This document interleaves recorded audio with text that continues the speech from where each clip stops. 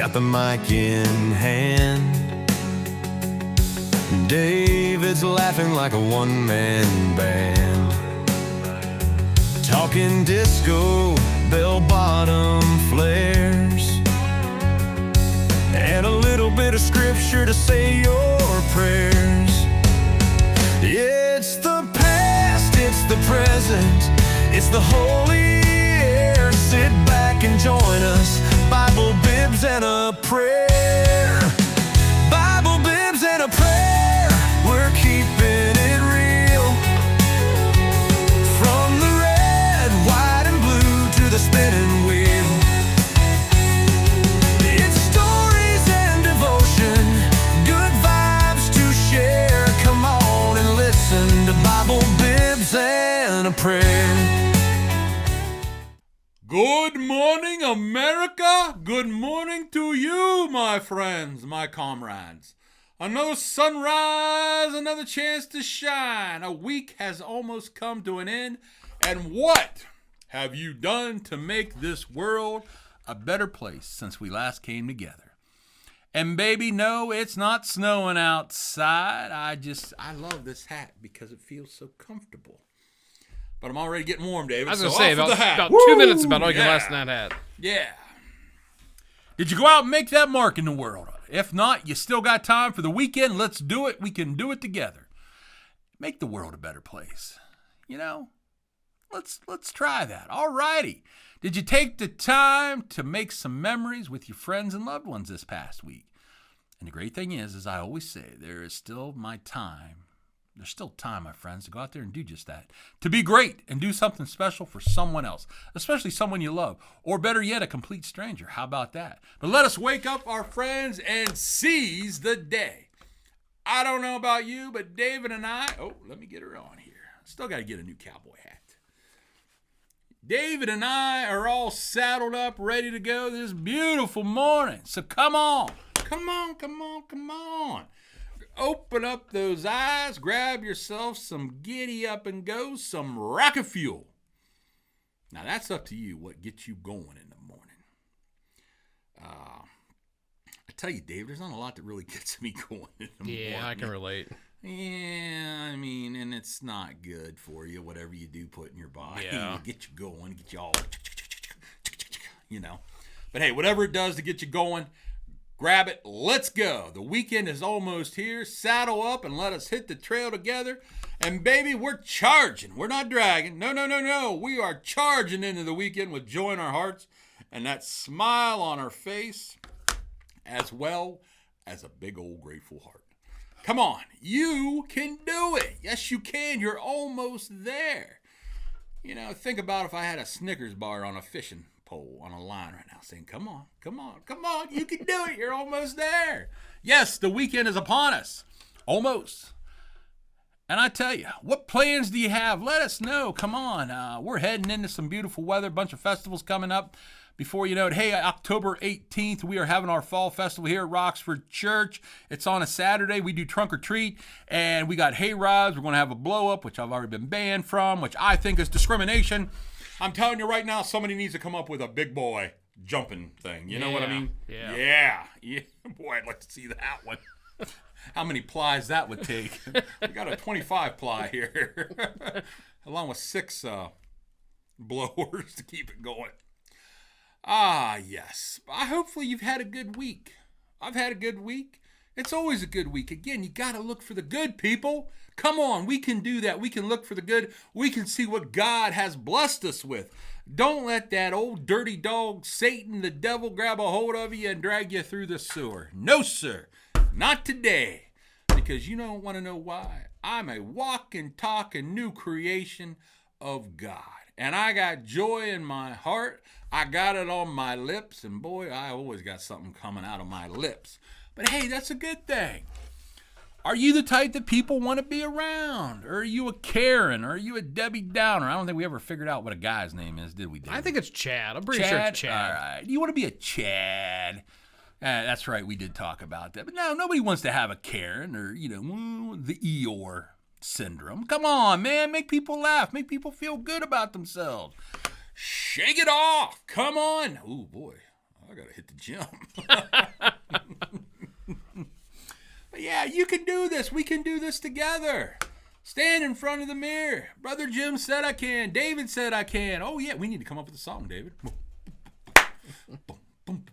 Yes, you can. Yes, you can. We'll work on that. We'll work on that. That's right. Anyways, well, the moment you've all been waiting for. It's Shake 'em Bake time. Ladies and gentlemen, boys and girls, children of all ages, allow me to introduce the one, the only, the man, the hour. And you know what? I forgot this Tuesday. I believe I did. And oh, by the way, he's one of my very best friends.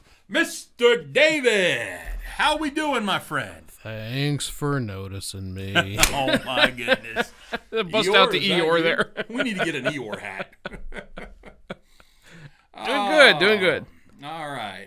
What's new in Keenerville? Plans for the weekend? Yeah, I'm just tired.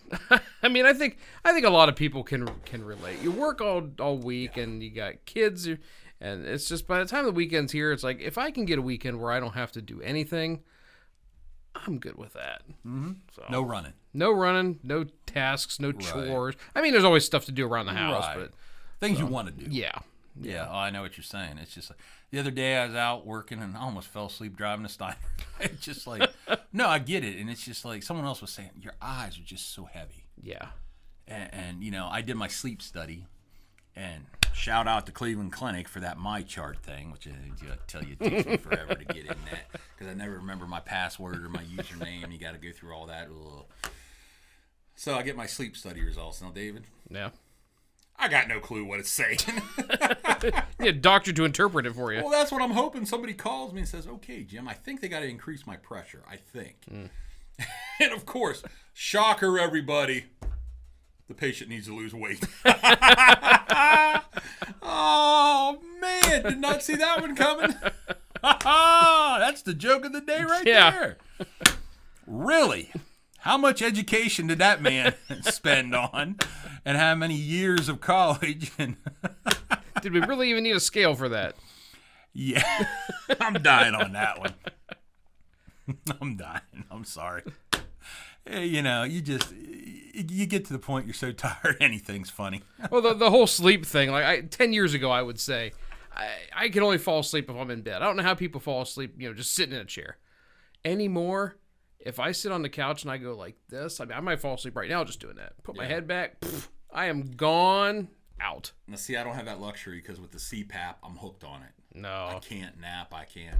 But before the CPAP, I remember like driving up to Canton right there when you came over Cherry Bridge, if you hit the light in the morning. And it's like, whoa, this is not good falling asleep sitting in a red light. Or, you're just sitting there or whatever. And nowadays, I'll try and hit you with Narcan. Fall asleep at a red light. Never had that before. I wonder what that would do. They say it doesn't do anything if you don't need it, so. Oh, man. I'm kidding, guys. Jeez. But, yeah. Wow.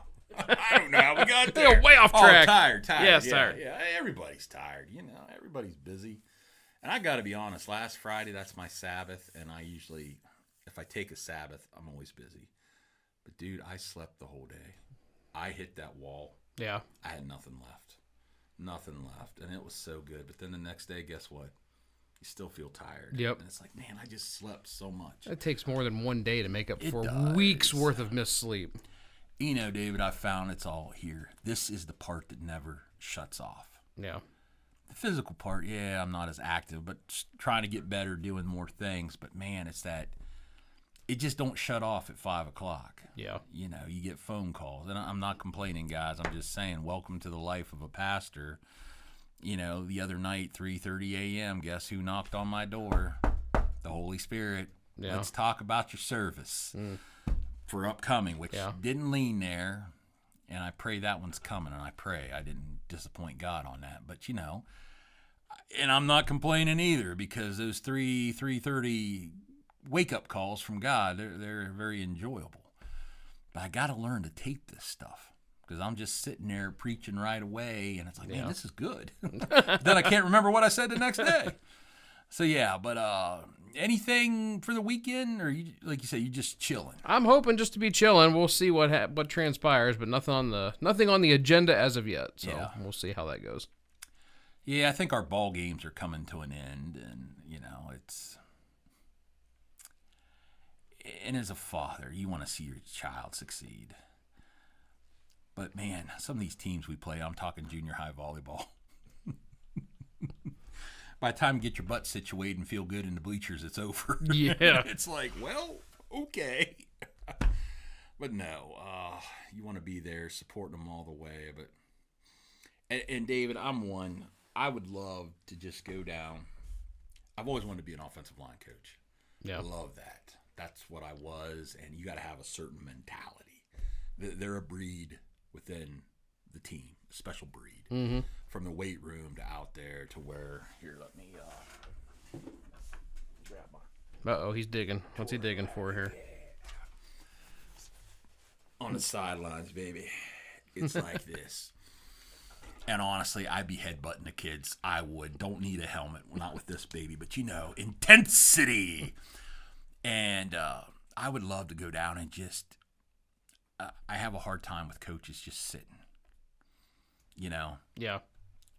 And I'd be back and forth. I would be. And I think I shared this, but last year I got to do like a team huddle before they started. Mm-hmm. And man, that just, you're letting it fly. And don't get me wrong. It's just enthusiasm. But also, why did we come here if we didn't want to win? Yeah. I'm sorry. I disagree with this participation nonsense. I do. You come out, you give your best. You have fun. Don't get me wrong. Those are two of the top things. Yeah. But why can't you have that attitude? And it just doesn't start the day of the game, morning of the game day. I'm coming in to win. That starts preseason, working out in the weight room. I'm coming to win. And my thing is always this. I'm going to step on your throat. I'm going to crush it. But after I'm done, I'm going to help you up. That I want to do the best. As I said last Sunday, I want to, line block it. I want to knock you into heaven. But I'll be right back up to help you up. Hey, I'll see you next play. Yep. Coming with passion, intensity, not cheap, not trying to hurt people, but playing to that full ability. What's wrong with that? Coming in expecting, we're going to win. Versus, well, I get a free hot dog at the end of the game. Hey, Mom, here, baby. Smile for me. Look at my hero. Look at my hero out there. It used to be called sportsmanship. Yeah. Oh, I'm all about that. Yep. But also with the intensity. And I don't see anything wrong with that, with coming in to Absolutely. where I'm going to give 110%. Now, as I said, in the weight room and on that field, you're a beast. You're an animal. But as soon as you're done, you walk out of the gym, you walk off the field, you're a gentleman. That's where the sportsmanship comes Exactly. in. Yep. And again, you're not cheap. You're not trying to hurt people. But I'm going to hit you, and I want to hit you hard. Or I'm going to check you in basketball. I'm going to box you out and put you up against the pads. That intensity, because I want to win. Maybe you agree, maybe you don't agree. Again, but you're having fun doing this. Don't put me in that category. And you're giving your best. But again, also, you're giving your best for God. He might have created this animal in a sense that's just God-given ability. Like that dude from from Indian Valley, Grady. That running back, oh my goodness, what a beast. And I mean that in a good way. God gave him some ability there. And maybe your ability might not be in sports, but I'm sure you've got an ability. What are you doing about it? Well, I don't know where that came from either, but okay. Anyway, Keenerville is going to be kind of low and hopefully peaceful. Let's hope so. Let's hope so. I hope so too for you. Yeah, it's just kind of nice, I love how people talk about binge watching. Yeah. Like, what's that? What's that? Oh, but yeah. So let us know what you got planned. I'm gonna turn my hat back around. The intensity is left for a little bit. So, but hey, let us know in the comments. Any big plans? Any big ideas that you got going? Any home construction finishing up for the fall you want to get done before winter? Oh yes. I gotta admit, I told David we need to do a blooper reel because I put this on, and at first I had it on like this, and he's like, "Hey Jim, your hat's on backwards." But anyway, before that white stuff comes and everybody gets cold, what you doing at your house to get ready? Let us know. All right, but keep in mind that every morning is a beautiful morning. And are you willing to embrace the beauty of life? Your life that God has given to you. Find the good and forget the bad. Rejoice that you are alive. And when you look in that mirror, remember, you matter in this world. And oh my goodness, you are loved. So, did you smile this week? Did you have some fun this week? Did you laugh this week? And if you didn't, why not? Come on, people, we can do better. Get out there in this world and smile. Be happy. What's that song? Don't worry. Be happy now. Yeah, well, Maybe Bobby we can pipe that in. McFerrin. Yeah, that was a great song, All righty. David, 2 priests died at the same time and met St. Peter at the pearly gates. Now, St. Peter said, I'd like to get you guys in now, but our computer's down. How appropriate. I got a tech guy here. You'll have to go back. Now, can you imagine being a tech guy? You'll have to go back to Earth for about a week, but you cannot go back as humans. What will it be? Kind of interesting. The first priest says, I've always wanted to be an eagle, soaring above the Rocky Mountains. So be it, says St. Peter, and off flies the first priest. The second priest mulls over this for a moment and asks, will any of this week count, St. Peter? No, I told you the computer's down. There's no way we can keep track of what you're doing. This week's a freebie. Well, in that case, says the second priest, I've always wanted to be a stud. So be it, says St. Peter, and the second priest disappears. Now a week goes by, the computer is fixed, and the Lord tells St. Peter to call back those 2 priests. Will you have any trouble locating them, he asks. Well, the first one should be easy, says St. Peter. He's somewhere over the Rockies, flying with the eagles. But the second one could prove to be more difficult. Why, asked the Lord. St. Peter answered, he's on a snow tire somewhere in North Dakota. Bada bing! Boom! I love that one. And let me just remind you to pinpoint your prayers. Exactly. But yeah, studs, snow tire. I love that one. All right, our thought of the day. A little different this time.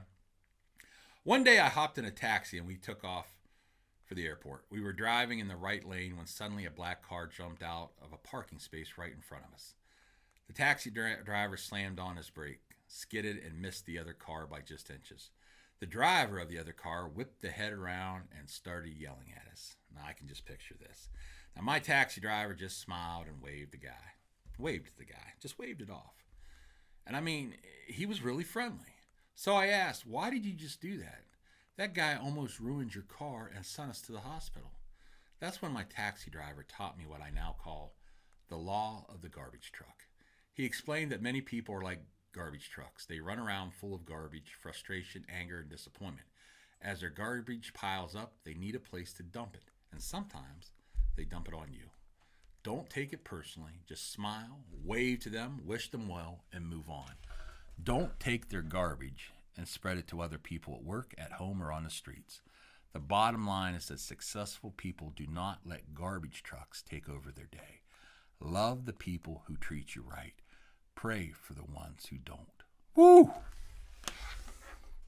I didn't use that one last week, did I? I don't think so. Yeah, I didn't think so. I love that, though. Because last Sunday I said garbage in, garbage out. Think of all the garbage our world has to offer that we listen to on a daily basis. Now, last Thursday we started talking about the signs of the times, and we didn't get too far because it kind of got off track, which, that happens a lot with me. And just to recap, in our daily lives, we often find ourselves numb to the signs around us. And I'm talking about the signs of the end of times, what our world is heading to, what our families are heading to, what our churches, our schools, our government, our country. However, when it comes to the end times, Scripture gives us clear indication that we can look out for. We are encouraged to be alert and watchful, knowing that God has prepared us for His Word, with His Word. And as we reflect on the Bible verse about end times. We gain insight into the signs that precede his return, making us more aware, yes, more aware of our faith journey and spiritual. We're tuned in. We're tuned in to God's direction. And I used this last week, but we're going to go back to it. Mark 13:8. Nations will rise against nation and kingdom against kingdom. There will be earthquakes in various places and famine. These are the beginning of birth pains. Now this verse, Mark 13:8, contains a crucial message about what can happen in the world during times of uncertainty, which we see it every day, David. I mean, what's next? I hate to say that, and I say that with caution, but what's next? But here Jesus speaks to his disciples about the signs that will precede significant events, particularly concerning the end times. Jesus emphasizes that there will be intense conflicts, nations rising against one another, as well as our natural disaster situation and our famines. And natural disasters are just everywhere. This paints a picture of a world filled with turmoil, where individuals will face challenges and struggles leading to profound changes. Now that can be good or bad, right, David? Yep. To me, that's just open gym. For God, it can lead to profound changes. Now it can go one way or it can go the other way. And again, one of the biggest questions I have been asked, why? Why does God allow this? Why does God allow that? That's a tough one to answer. Yeah. It really is. When we think about nations fighting, we realize how destructive, and again, we talked about this last week. We've all seen if nothing else, our movies. We're sitting down and talking to a vet, the destructiveness that war can be. It's just not about armies clashing, and I think this is where we left off last week, but real people suffer. People suffer. Families are torn apart. Communities are devastated, making us feel the weight of these words. In many parts of the world today, it's everywhere. Countries are engulfed in problems. I mean, poverty. Good golly, David, poverty. Even in our own country. That leads to people fleeing their homes in search of safety, or look at our homeless situation, David. Our mental illness situation. I mean, these people, I can't imagine how they do it. I really don't. Not having a place, a home to provide for your families. Seeing this helps us understand the depths of what Jesus was forewarning his followers. More importantly, when we hear about earthquakes and famines, tornadoes, hurricanes, typhoons, tsunamis, wildfires, we recognize that these are forces, they're beyond our control, right, David? Yep. It's not like we can go out there and click our heels and throw salt over our shoulder and the tornado is going to disappear, or the floodwaters aren't going to happen. They are beyond our control. Earthquakes can shake the very foundation of life, making us feel vulnerable. And any event like that, I mean, 9/11, going back to that, we all felt vulnerable. Last 2 weeks here with our country, with the execution, the assassination of Charlie. Who's next? What's next? What pastor's next? What person who's out there speaking their mind? Could they not be in the crosshairs of somebody? Yeah. Evil will try to find a way. Satan will try to find a way to rock our very foundation. Famines remind us of the gentle nature of our supply chains and resources. That's what I always worry. You think about, David, how far are you willing to go to feed your family when there's nothing left to give them? Yeah. Just being honest. I mean, those are the things that worries me, mob mentality. Yep. We watch zombie movies and see how, everybody clicks up, per se. What happens, though, when you don't have clean drinking water, when you don't have heat, when you don't have food to provide for your family members? Again, how far will man go? And we've seen it throughout history. And a lot of it's greed throughout history. But what about the basic concept of just surviving? How far will man go? Such instances remind us of the urgency in preparing our hearts and minds for difficult times. Now, I used to think I was a prepper. And I believe in being ready for anything. Sure. Again, let us go back to the toilet paper incident of, And that just gave us a little taste of what could happen, The phrase, the beginnings of sorrows, resonates deeply with us, as it indicates that these challenges are perhaps only the start of a much bigger issue. When we feel overwhelmed, we also realize that these struggles can lead to growth. If, and there's the big if or the big but, as I like to say, if you're willing to see it that way. Are you disciplined enough? Are you strong enough to step out of that circle and say, okay, God, I'm turning this over to you. Lead me, guide me, but also being prepared for this. Let's go back to the preppers. Now, you might think people are crazy, but you know what? How long could you survive with the stockpile of food that you have in your house right now? Not very long. Yeah, okay, water. Electricity goes out. All right, for us people out in the country, if you don't have a generator, that means no wells. Yeah. That, no way to pump water. Electricity, how can you heat your home for a lot of people? Furnace ain't running, what do we do? Can't keep food fresh. Can't keep food fresh, right? So again, I'm going to use this prepper situation as a way of being prepared physically, but what about spiritually? We as believers, we should see this as an opportunity for spiritual reflection and connection with the divine. We can look within ourselves, lean into our faith, and not our own understanding, but into our faith, and find the strength in prayer during turbulent times. Jesus' message encourages us to hold fast to hope, knowing that even in suffering, there is potential for transformation. And then one of my favorite words, transformation. And as we talked about last Sunday, God is preparing us if we allow it. We're in the weight room. We're clanging and banging, and I'm talking about the spiritual weight room. And again, you got to get hungry. You got to say, I want the extra weight. Walking out of there sore because you're developing muscles and strength. In the face of adversity and turmoil, we must remember that every disaster leads to an opportunity for faith to grow, for us to grow, to get stronger, to be that man, that woman who's not walking around, oh, the sky's falling. No, we're strutting our stuff is how I like to see it, as I like to say it, as I like to think about it. Not in a cocky, arrogant way, but in a godly way, in a boldly way that, hey, if I got Jesus, I've got it all. And all this other stuff, I'm brushing it off.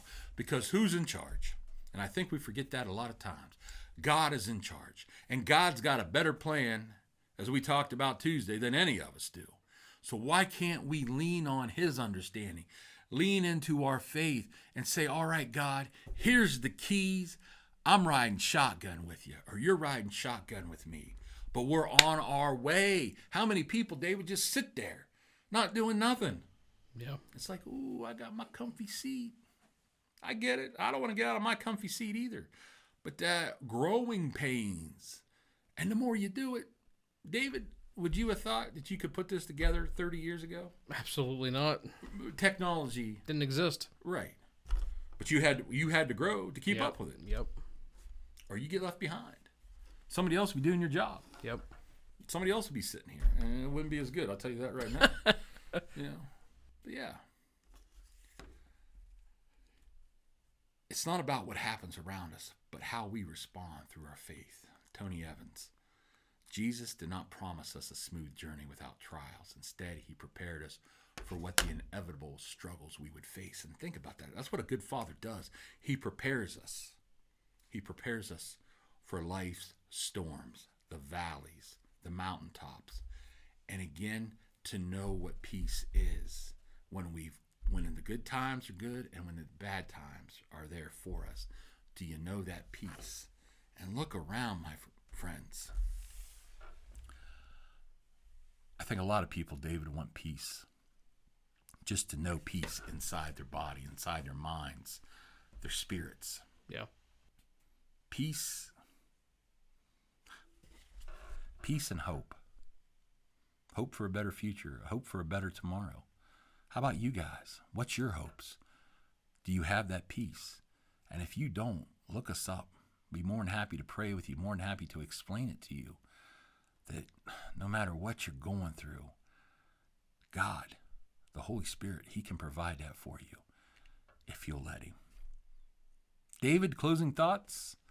No, I was just thinking about a song, and I'd play a piece of it. My computer just rebooted for updates, but this by the Crab Family, "Through the Fire." I don't know if you've ever heard it or not, but he never promised that life would be easy, but He'll get us through the fire. And that song just came to my mind as you were talking there. So. That's true. Yeah, the Crab Family, they're good. Yeah, but no. And again, like I said the other day, I didn't sign any contract, David, to say life should be easy and milk and honey all around us and this and that. No, life's tough. But also, you're missing the point. If you're just the E or the Debbie Downer, it's an opportunity for us to grow, to get stronger. So when we face our Goliaths in life, we're walking out there like David. Man, and again, you think there's this stud, not to tire either, Goliath, and here comes this walking, talking little man who stands up, who was offended, who was ticked off the way they were talking about his Lord, his God. That's what I'm talking about. And again, we have an opportunity right now to stand up for our God, to stand up for His Word, to stand up for what is right. And I'm not preaching hate. I'm preaching for standing up for what is right, what is true, out of love, because I love you. I don't want to see you go to hell. And I think sometimes we miss that because we don't want to offend somebody, David. Yeah. Come on, man. People's lives are at stake. Their eternity is at stake. Sorry, I didn't mean to cut you off, David. No, you're good. That was pretty much it. So. All righty. Well, something to chew on this weekend, our friends. Well, that just about does it for this Thursday, September 25th. Hard to believe the 25th already. Our friends, as we close, please remember you. Yes, you have meaning, you have value, and most of all, you are loved. Kind of reminded me of Lawrence Welk. May God continue to bless you. May God continue to bless our country. And most of all, may you and I continue to thank our Lord above for the blessings each and every day. And if we meet again, well, then we will smile and we will rejoice. And if not, then this parting was well made. Thank you for joining David and myself here on Bible, Bibs, and Prayer. God bless America. America, thank God for her blessings. This is the Big Guy, Brother Jim.